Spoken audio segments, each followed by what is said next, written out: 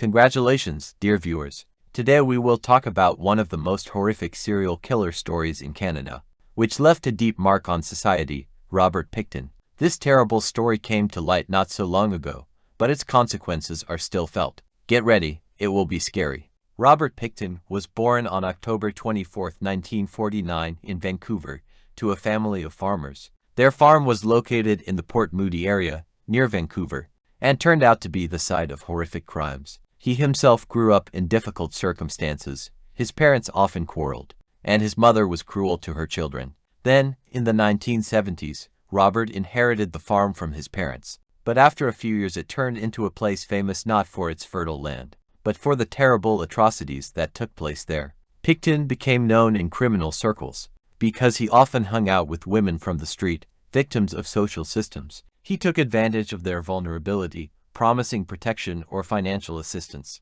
They trusted him, but it was a fatal mistake. It was later discovered that his home contained the remains of many women, victims of his incredibly brutal murders. According to investigators, Pickton took his victims to a farm where they disappeared without a trace. Many of the women were at risk, homeless, drug addicts, and prostitutes. Their absence from normal society affected the way the police searched for them. Unfortunately, the disappearance of the women did not cause a strong public outcry, which gave Pickton more opportunities to continue his crimes. In 1997, law enforcement began contacting Pickton about the suspicious disappearance of women. However, no real action took place until the early 2000s. It was only in February 2002, during a search of his farm, that investigators stumbled upon the terrible truth. They found many items that testified to the murders. From the victims' personal belongings to remains, 33 bodies were found on the farm, but the number could have been higher, as some of the victims have not yet been identified.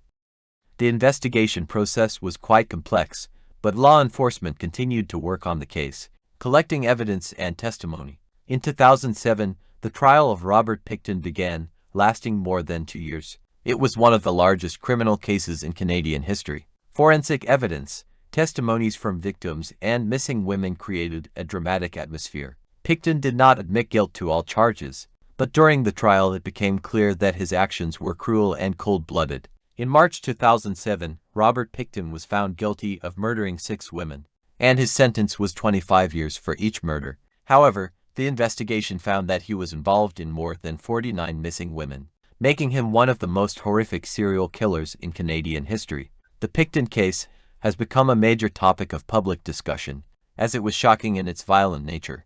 In 2010, the Canadian government even published reports highlighting the systemic neglect of missing women from vulnerable groups. This led to measures being taken to improve the investigation of disappearances and violence against women in Canada. This story will remain in people's memories for a long time. Pickton did not just kill, he embodied the dark side of human nature. Therefore, it is important to remember the tragedies that extend beyond our understanding.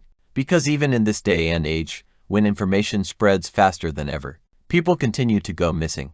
In conclusion, I urge you to be considerate and caring for those around you, especially those who may be vulnerable. Every life is important, and a little compassion can change someone's path. Be sure to subscribe to our channel so you don't miss the next videos dedicated to the most terrible stories, and stay vigilant. Thanks for watching.